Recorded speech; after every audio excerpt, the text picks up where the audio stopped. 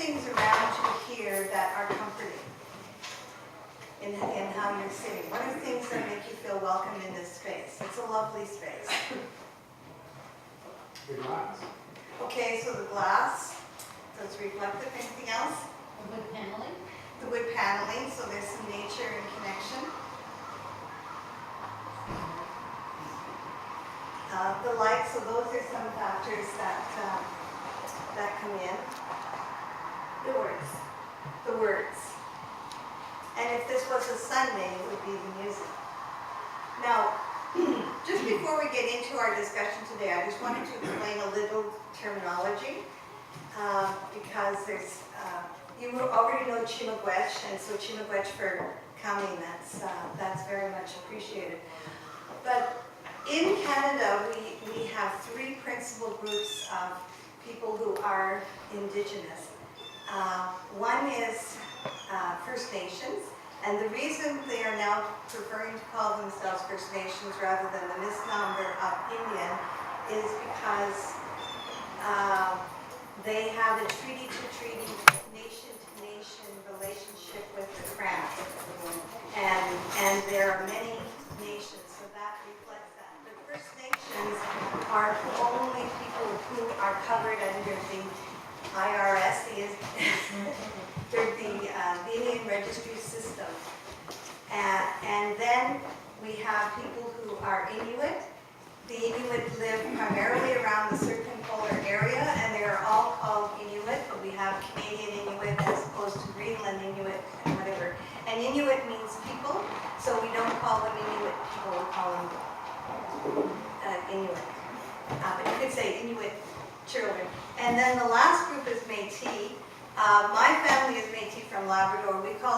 My family is what we call Bay people, but because half-breed or part-breeds sounds not as nice as French, everybody uses the Métis across. And I understand the Métis are now looking to try in different terminology. But the reason why some of the old terminology lingers is because of legal relationships. Like, so the Constitution recognizes Indians, all of Canada's Aboriginal people, including First Nation, Métis, and Inuit.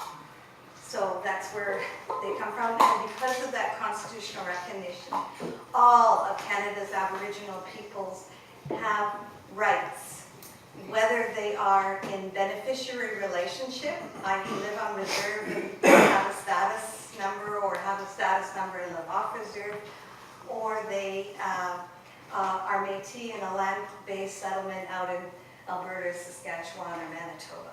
So that's the sort of common terminology you will hear around. Now, I don't want to say this session is about welcoming Indigenous people to the Anglican Church, because everyone knows some of the most fervent Anglicans are Indigenous people. In fact, my priest in Noranda, Quebec, was actually converted to Christianity by the Cree in James Bay. So there's all kinds of different relationships. So we have within our midst, we have people like myself and like Margaret, who are Anglican, and we're part of your church parish families. We have people who are Indigenous, who are Anglicans, coming from other areas. And Ottawa in particular is an area that that gets a lot of Indigenous people because of reasons of health and education. In fact, there's more Inuit living in Ottawa than there are in Iqaluit right now. So it gives you a sense of difference. Now, what we want to do, though, is pick your brains about doing things and to answer any questions that you have. And then Sue's going to give a very special example of what they are doing at St. Paul's in terms of furthering the call to action in the end. So when we think of making someone welcome, you already mentioned quite a few things that were very attractive to you.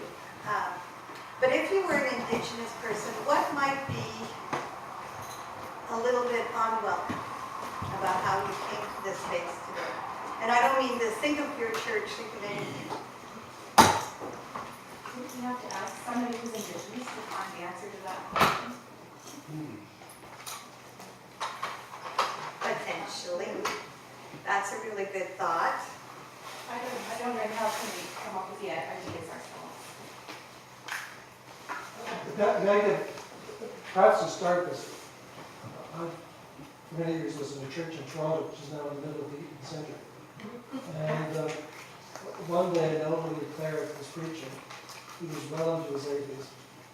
And from a corner of the chancel, a large man in an army greatcoat came into the church. And at the top of his voice, started declaring, "God damn Jesus Christ," at the top of his voice. Over and over and over. Well, Heather, who was in charge of coffee and lunch at the back of the church that day, simply went up to Rosie, took him by the hand, guided him to the back of the church, and gave him a bowl of soup and a cup of coffee and had him sit at the sofa. And John, who was a very experienced, he was a Christian socialist. He was a very distinguished man. Anyway, John continued his sermon without missing a beat. And Rosie continued to, and there were many other street people that came as well, but that is a huge example. And then the congregation were just appropriate about him at the back. Now, Rosie was actually a very distinguished person because he was a playmate of the actress, whose name was who went to Hollywood and started with Charlie Chaplin. What's that? What was her name? Anyway. Mary Pickford. Rosie and Mary Pickford grew up in the Sandbox at the University of Edinburgh.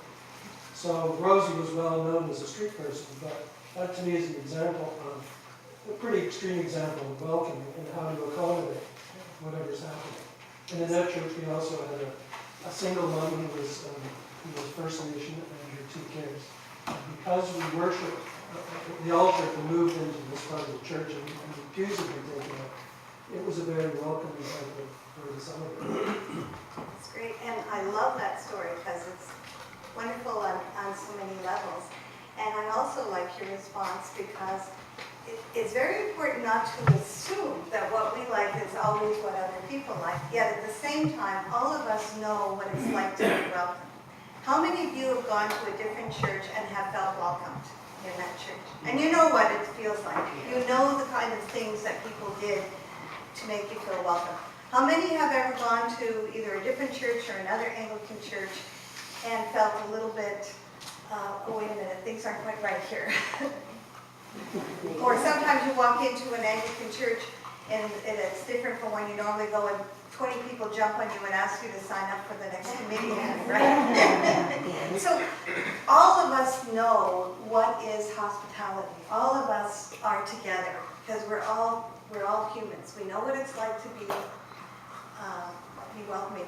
But at the same time, and this is where I think Shannon's answer is very good, is we shouldn't always assume that's what's welcoming for one person is welcoming for another. And that's where when it's really nice when you take the time after doing some initial welcoming of asking in a way.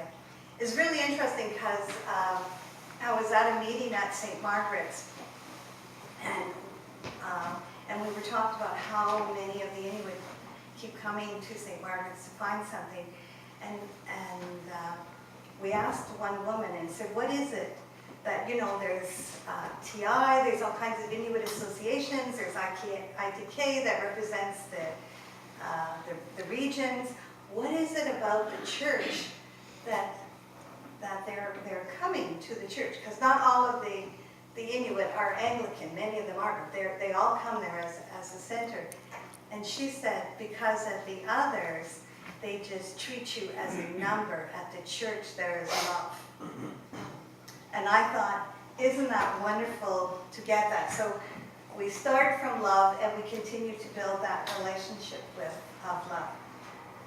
Now, you're keeping track that I talk no more than 5 minutes, right? Okay. Just before we move into letting Sue share in her story, many of you have lots of experience in dealing with Indigenous people. Some of you are barely hearing about what is this and what's our church commitment and what do we have to do, and that's why you're here today. We really want you in this session, if you have any questions, to ask it. And as Melva said, they're not really mistakes. What I call them is a mistake, so that we can do something, and if it doesn't work out, that we can do it over and do it again. But does anyone have any questions about anything at all in relation to either what you heard or what you want? So we have two people. I'll just go back there. What's your name? And, right, I'm aware of I think it may be something important to some of the Indigenous-led churches or predominantly Indigenous churches about the marriage canon. Mm-hmm. And I'm aware of that kind of debate right now in the, Canadian Anglican community. And I'd really like to know what the perspective is of the people who don't agree with it. Okay. Yeah. Can you help with that? Or? Well, I was at Synod, General Synod, 2 years ago, or was it last year, when we talked about the marriage canon. Mm-hmm. And one of the concerns that was raised by some of the Indigenous people in the North was that the residential school taught us one way. We had that hammered in to us. You forced a way of thinking on us, and now you want us to change. And we've accepted that other way. So until they've had time to work through and come to their own ways of doing it, they do have very much concern about changing things. And in some ways, that's a little bit of their perspective. I can't speak in all cases. The other thing in the North is there's a huge Pentecostal presence, which tend to think things in a different way than the Anglican tradition. And so people in the same communities have very, strong feelings on different things. And I think over time, as there's increased dialogue and more feelings of respect and feelings of self-determination, that people will fill that out. I hope that helps a little. I can't speak for all. I can only speak for myself and what I've seen and observed.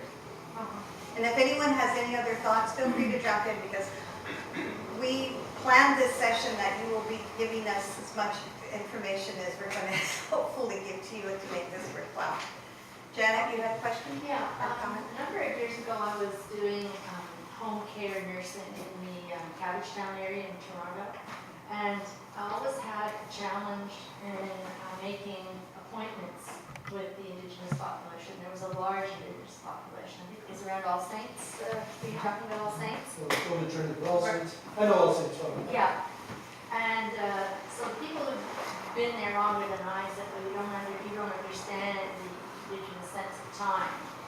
And I think to myself, in parishes, we have a sort of bureaucracy that goes on, and meetings, and time is important and whatnot. And I'm just trying to find out what anyone has to say about that sense of time, and I'm trying to understand.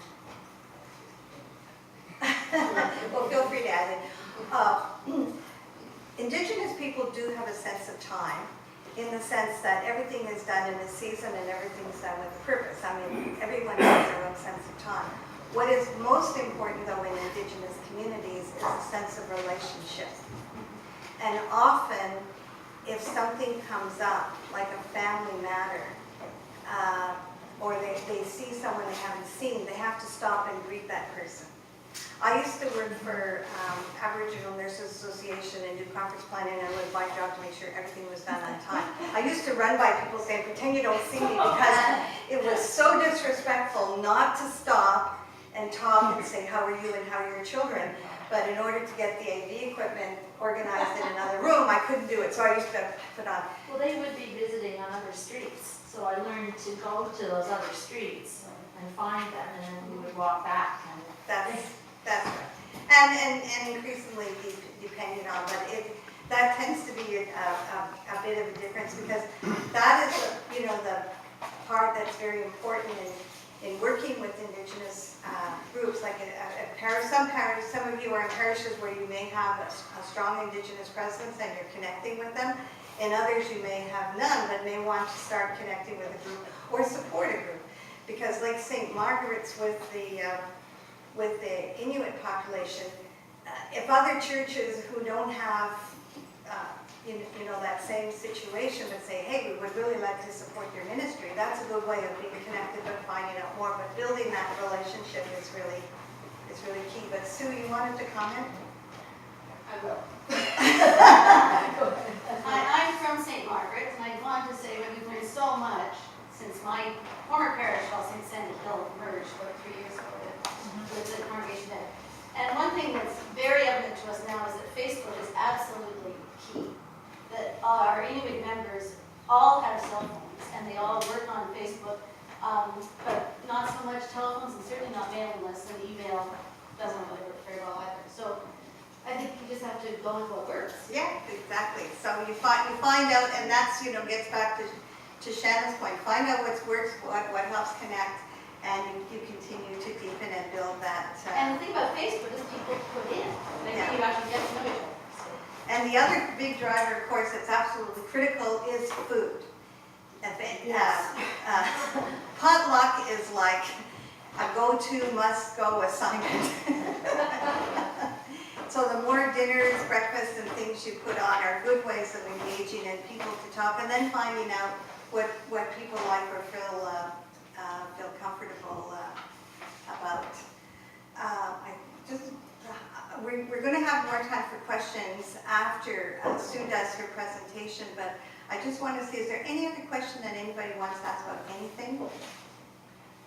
So this gets into more of the theology, which I think might be in another session, but what about that clash between, in terms of our perceptions that have been very much impacted by our community history?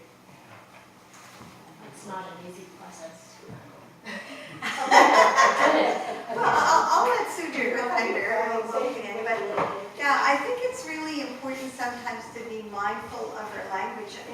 In all our relations committee, we spend a lot of bit of time even reflecting on what we're saying. I know someone once said a comment, well, what are we going to call this section? And was it dealing with Indigenous people? And it was like, no. You can't go there. And it wasn't that they were necessarily wrong, but that's part of our culture. It's part of our settler language that we get into, and being mindful of expressions so that we are able to talk in a way and not say things that are hurtful. We don't distance people. Yeah, don't distance people, exactly.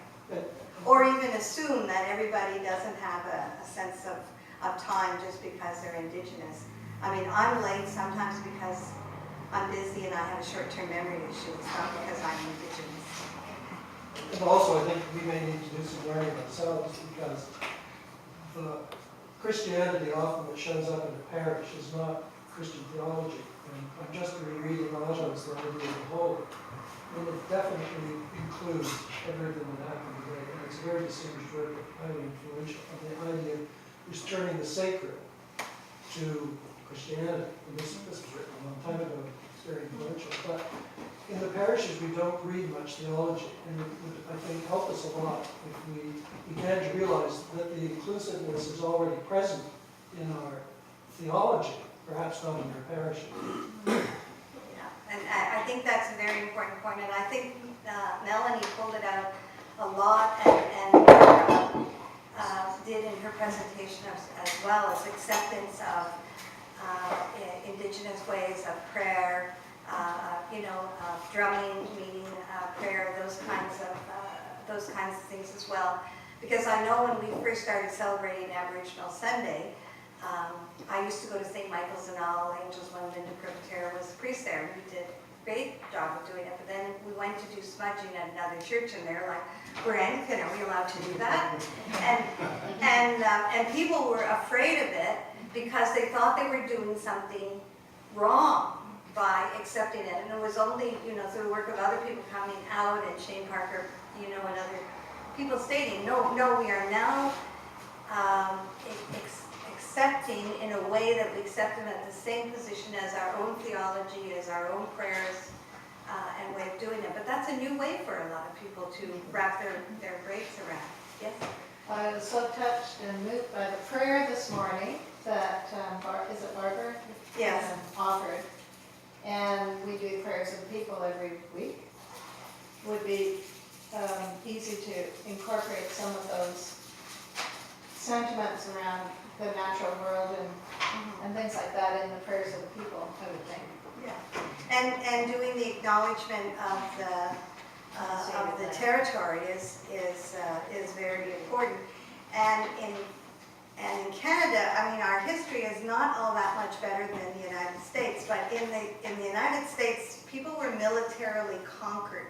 The Kissimmee from Florida ended up in Oklahoma, whereas in Canada, we took away the land, but we left them on land that was reserved. Like many of the reserves in Canada are land that were held back in reserve. Not the best land, you know. You have to sort of almost think of this as like you have a big, beautiful house and lots of lawn space, and someone comes up to you and says, is it okay if I park my RV beside you? And you say, sure, we've got lots of space, there's a nice field, go park your RV. And then all of a sudden, there's RVs all over, all around. There's people living in your living room, you're pushed to the upstairs guest bedroom and the bathroom saying, that's it.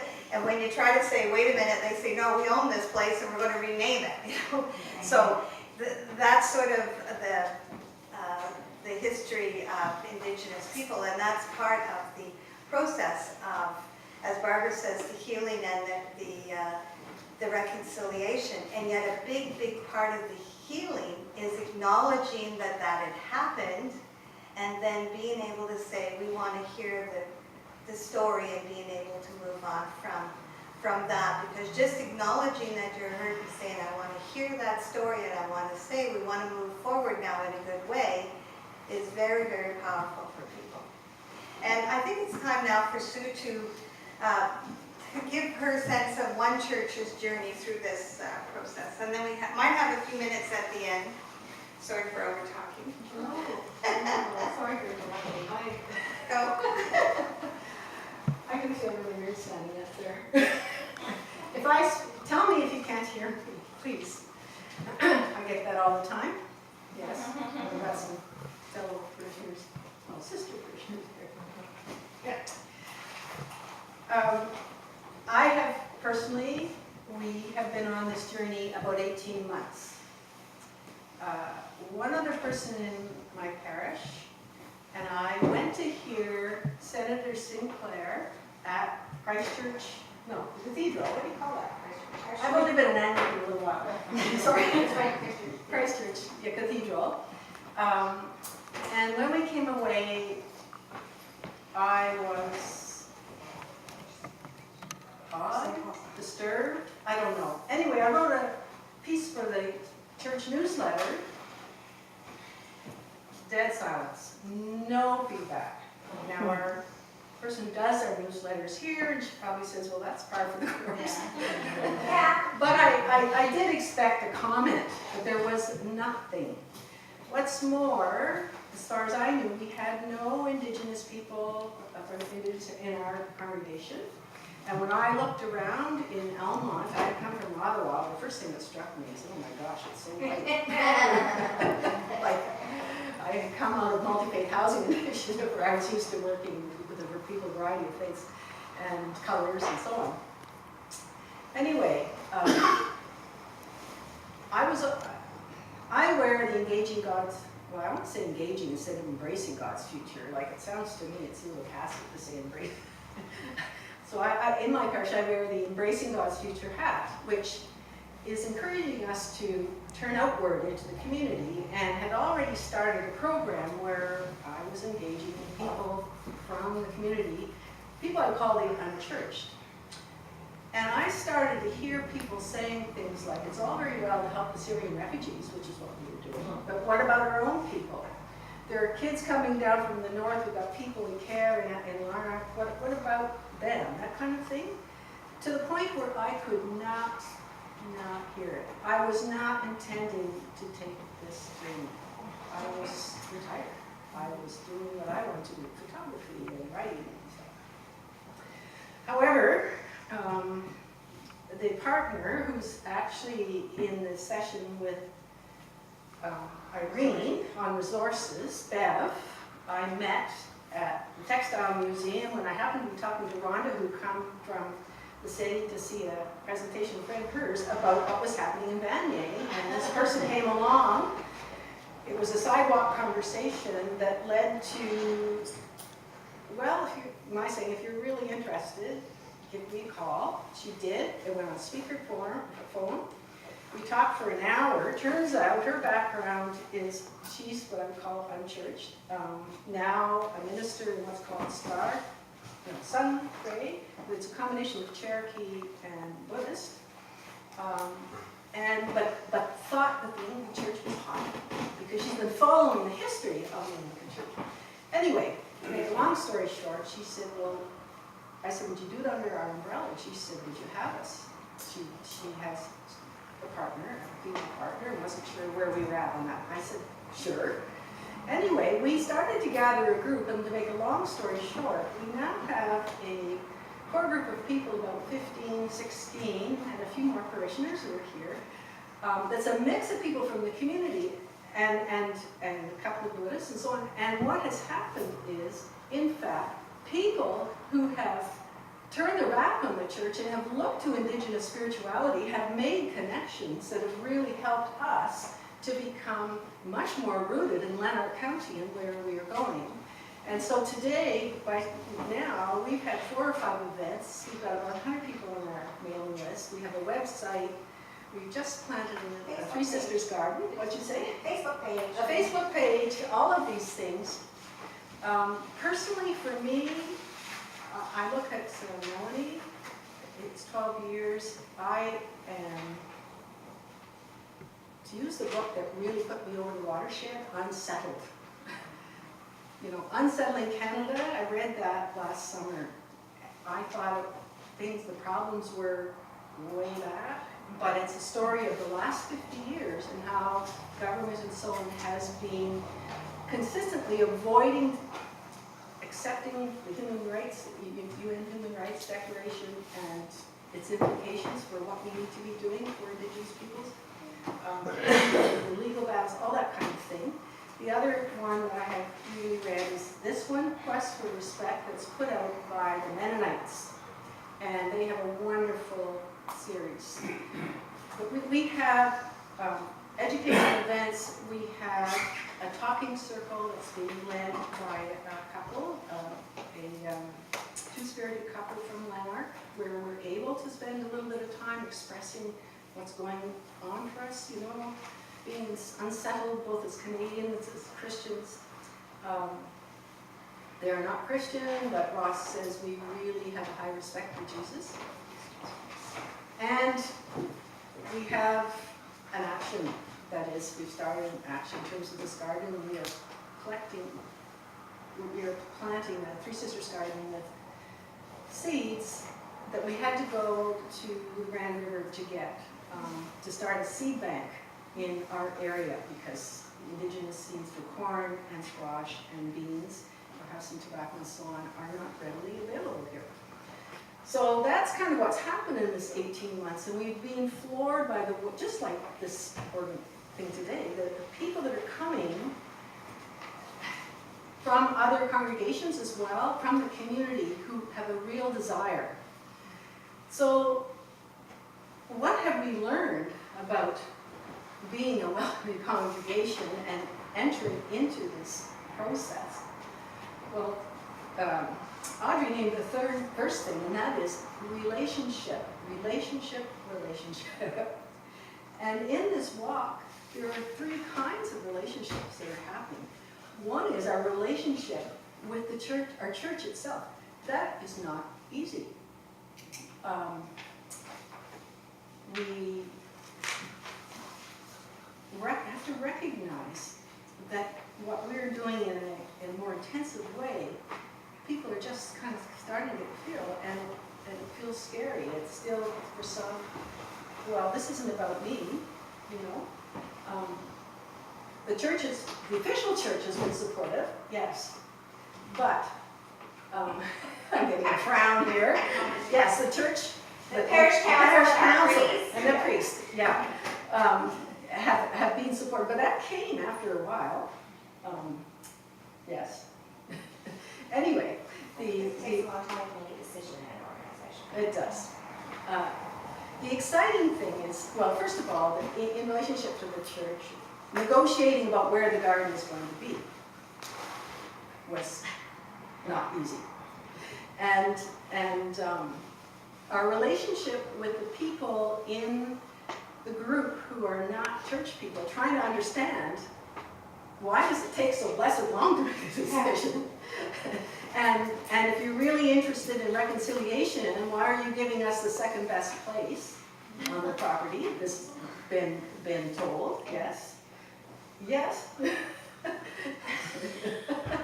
So, Yeah, this I've, best place logically was really far away from a water source. it had, listen, It would have been really difficult. this, Okay, that's so not a that's place fair where- argument. okay. So you can see that the relationship in the church itself, as we do this, is a process.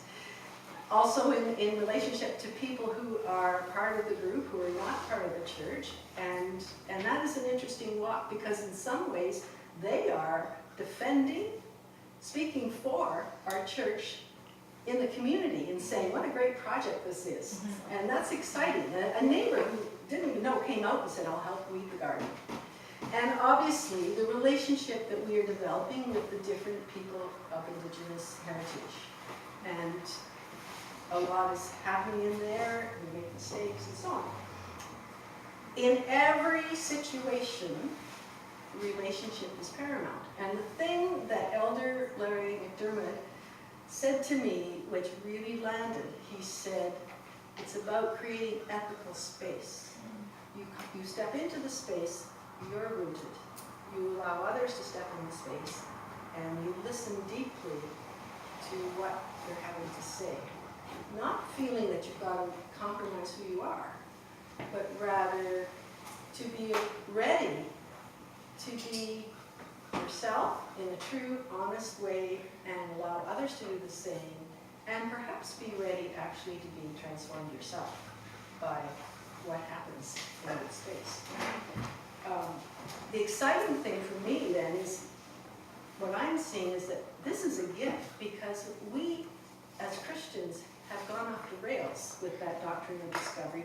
We have been so captured by, I have to believe in Jesus Christ in order to be saved and go to heaven, that, and I got to make sure you are too, you know, and you, and I've been told to do that. That Jesus in his incarnation, it's not just Jesus. We're all an incarnation of the Word of God, every single one of us. And so to listen for the incarnated Word of God in another person is a gift. And to listen deeply, they'll speak more, and pretty soon you're discovering, wow, like, we really share this journey together. And I had learned that somewhat already in my work with Muslims and Jews and so on together. But it raises questions. It's raising questions for me. We tend to talk about, you know, the sacred and the secular. Does that make sense? That's a question. What do we mean by evangelization? I mean, we've been called, as part of Embracing God's Future, evangelization. What is that about? What does that look like?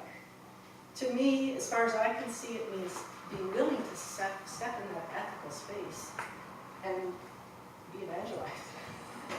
Be authentic. Be authentic, yes, and not to listen with your answer right. So, as I say, that excites me. And what is also happening is a new kind of relationship to the land. Let me just tell you a little story. We've planted this garden, and we're so excited we're having babies. We've got little pieces of land, but we've got these squirrels that came in the settlers. And what do? Do we use blood meal?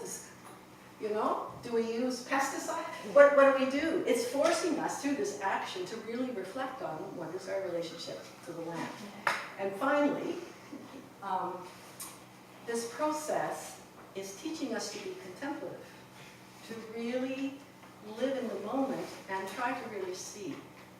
And that is what needs to happen in our church. You know, like we've got to vision our future this morning in 2 hours, and you're going to break into groups, and at the end of 2 hours, we're going to know what we're going to do for the next 5 years. So, go for it, but be prepared to be unsettled. Yes, Dean? I just want to reflect back something that Audrey said earlier, which was about one of the challenges that we've experienced has been that Indigenous people in our community are invisible to us. Yep. And we have made a number of different attempts to reach out, including getting in touch with the high school to see if there was a way we could connect with Indigenous youth in the town and so forth. But it continues to be a challenging issue because we're, you know, in a small town. Yeah, and there are people, Indigenous heritage, who do not want to be identified as such. However, on the other hand, a person in our congregation who's Métis self-identified after we started having these events as being Métis, and no one really was aware of it. So, as you can see, this is one church story that raised more questions than they ever thought or imagined in their in their start. The actual start of this conference that you're attending came from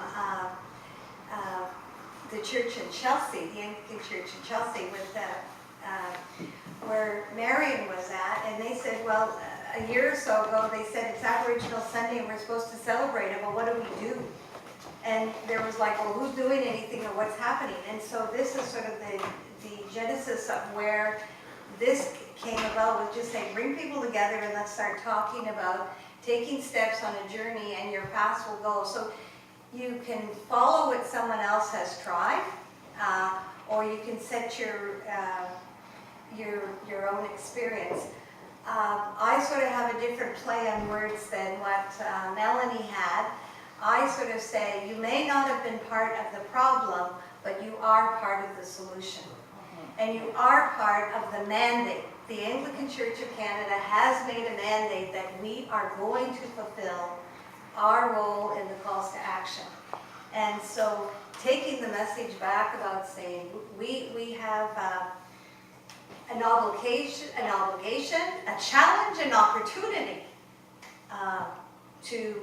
to learn more about what happened in terms of the residential schools, to understand more what happened about the history, to understand about what is the ramifications of the doctrine of discovery. Whatever path you start, the key though is just start putting one foot in front of the other and see what happens. I just want to emphasize one more thing, once again, the relationship thing. And in our Western way of looking at things, we think, all right, we have a little bit of relationship, now let's do something. But in working with any group, really, Indigenous, in the third world where I happen to have been involved for a long time, the relationship conversation takes a while to unfold, and it has its own dynamic. I'm sure you found this, that you can't hasten it. As soon as you try to hasten it, you become the authority figure, and then all of the attention devolves on you, whoever you is. And you've taken the power away from the group. So you have to respectfully allow the conversation to unfold until it breaks into, well, suppose we did this and suppose we did that, which is another type of conversation, which in turn unfolds into, well, what it would take to do this and that, and then action. But there's an unfolding, and if you rush it, it's kind of like there's a river that needs to flow through this, and it's longer or shorter depending on where it goes. There's no formula, Right. except realizing that there is a process. Yes, and I like to think of it as a spiral, because the more you learn, the more you want to do, the more you learn, again, the more you want to do, and it keeps spiraling up. I have spent many, many years in this field. My story started off when I was teaching school in Noranda, Quebec, and I half my class were free students and half were students in town. Sort of the end of they were not a residential school, but this was before James Bay Agreement, and they didn't have their schools in their home. community. And I had this person I was told coming in who was a dentist to see a student, and he took little Janie Jacob, and she came back in the class and she was green. And I started asking Janie, what's the matter? And she opened her mouth and blood just poured out. And I found out he had ripped 7 teeth out of this little 12-year-old girl. And I had a couple of students take her down to the principal and said she needs to be sent home or sent to the hospital. And I went in and I said, you are not touching another child in this classroom. And the next day, this was my first month of teaching. I hadn't even finished 3 weeks. I was on probation. I didn't even know you could argue. But the next day, Indian Affairs was up there telling me how wrong I was about the situation. And I thought, because I just could not see the logic. There's dentists in town. The kids are going to school in town with their parents. Why can't they go to the dentist in town? So never mind all this stuff. The key is, to me, is just get started on doing something. And don't expect, okay, we're going to do one Sunday and it's finished. This is a journey, but if you don't take that first step, nothing happens, nothing changes, and then you become part of the problem. But even just taking this Aboriginal Sunday, coming up and saying, what are you going to do in your parish to say, we need to learn about. And my mind isn't even on reconciliation yet, because there's still a lot of healing that needs to be done. And the biggest way for people to heal, as Barbara pointed out this morning, is in her own way. She didn't use the same words, but when you acknowledge that someone has been hurt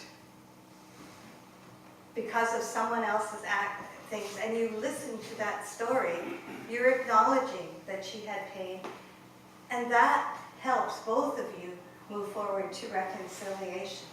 Because the church of today is not the church of the residential school.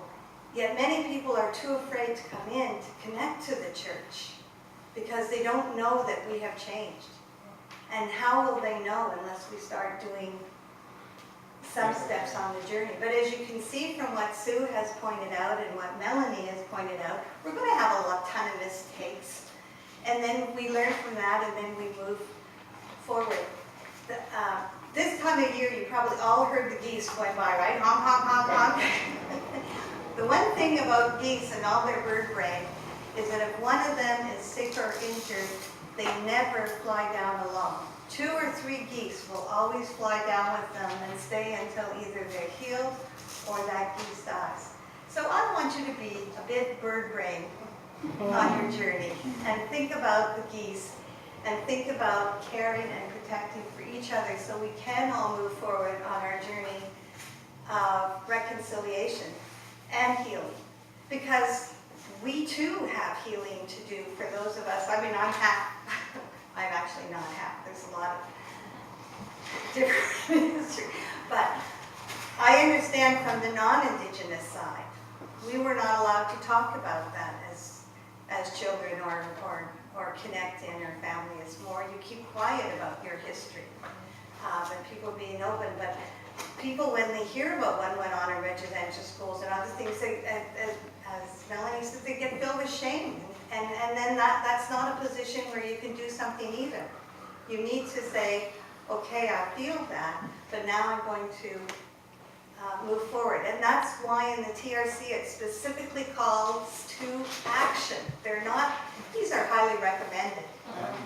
It's like that famous black pastor in the States, you all know his name, Martin Luther King. He didn't say, look, I've been thinking about 2 or 3 things and that will work out well for a sermon. No, he said, well, I have a dream. And when he gave his I have his dream speech, everyone understood what is happening. And that's what we want to fill you with, that sense of you have a dream. You have a parish that you belong to connected, and you can be that spark of catalyst that gets a little flame quietly blown into something, but you don't know where it's going to go. Some of you do, some of you are doing lots. Well, I have a question. Good, questions are good. when we first came in, you asked us what was welcome. How would you feel if you came in and saw an eagle feather across the chalice? Would that feel like welcoming, or would that feel like appropriation? It depends on the circumstances. We've had some partial answers. Anyone else want to contribute to that? I'd like to hear yours because you have that background. What would be a symbol that you would find welcoming? Would that be one, or would you say, well, it's kind of, doesn't make it? What would you Okay, reaction? well, there's multiple answers depending on who you are. If you're First Nations, yes, that would be welcoming because that is their symbol. If you're Inuit, it doesn't mean anything, but if you had a little choir, how do you pronounce it? Who's here from St. Margaret's? You're from St. Margaret's? What's the, What is it that you're thinking of? you know, the little lantern, the oil lamp? Quillet, yeah. That's on the table. That would be what's welcoming. Cultural appropriation is when you take something and use it to either gain from it in your own, like in you taking the money from it, doing something. Like someone who takes Aboriginal designs and then makes their clothing designs and go inspired by art, but they're trying to, you're not buying from Aboriginal artists, you're buying from somebody who's just stealing the designs. Or someone who's not using it in a good way. Putting something up that's a mark of respect and saying, we know in some cultures this is important. Just as Sue mentioned, people who have been working in a multi-faith environment will take some things that belong to different cultures and use them. But if it's used in a good way, it's very welcoming. I put this little bit of sweetgrass up here because some of you commented that might be the kind of thing that would be familiar for things. But if they see it's done in a good way, then it's very welcoming. Many churches have dream catchers in them as well, and that's also something that's good. But if they see that there's an eagle feather on an altar and the traditional territory is being acknowledged, or the traditional territory of all of Canada's Indigenous peoples is being acknowledged, then that's being done in a good way. It's not just you're saying, here, that's it, we're done, we're not doing anything more. Sue, did you want to add to that? I want to ask you a question. And it relates. A couple of weeks ago, we had a baptism, and the grandparents came, and one of the grandfathers, and I looked at him and I thought, I think he has Indigenous heritage. Indigenous heritage. And we were going around, hugging the Holy Huckabee, and when I came to The him, Holy Huckabee? which he does. Is that called sharing the pieces? That's right. And he says, oh, I should be wishing you Happy Mother's Day. And I wanted to say which. But I didn't, because I didn't want to make assumptions about what that person, and yet I wanted to be acknowledged and welcomed, and I didn't know what to do. No. I didn't. Was that right?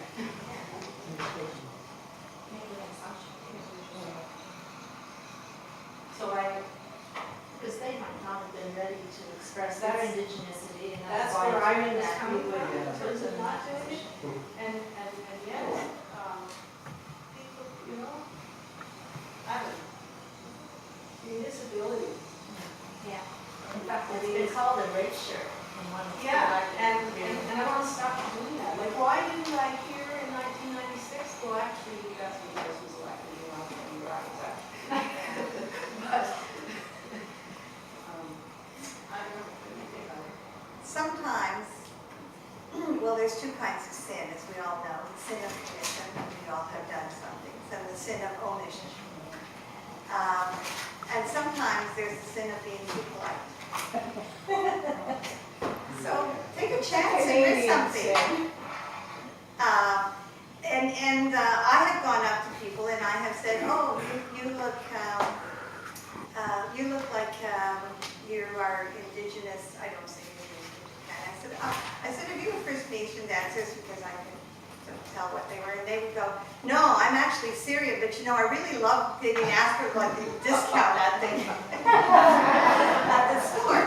At least So- we got the conversation going. Yeah, but that's it, we got the conversation going, and she said, you know, you're the first person that's approached me in this church to talk about this thing, and then we became friends. So it wasn't quite the original thing, but if you say Chimagwech to someone, it's pretty universal. Miigwech, people sort of have heard it, they understand it.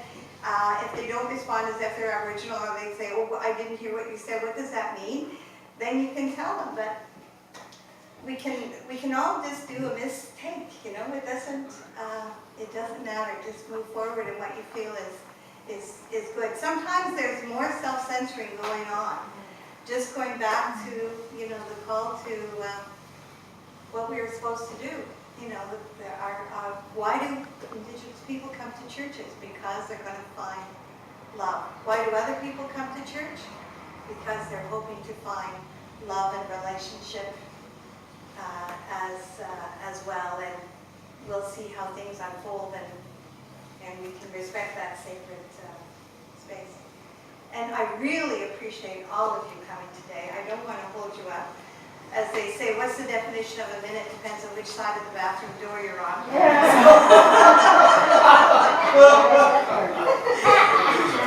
I might have taken a minute too long. Does anyone else have any final thoughts or things they want to share, or things you're doing in your parish that you'd like to crow about? No? Did you get what you wanted out of this session? Did you get some ideas? It may not have been what you expected. We didn't give you a checklist. And I'm happy to have questions. Yeah. So talk to us during the day if something comes up, but thank you very much. Is it lunchtime now? I'm getting the nod.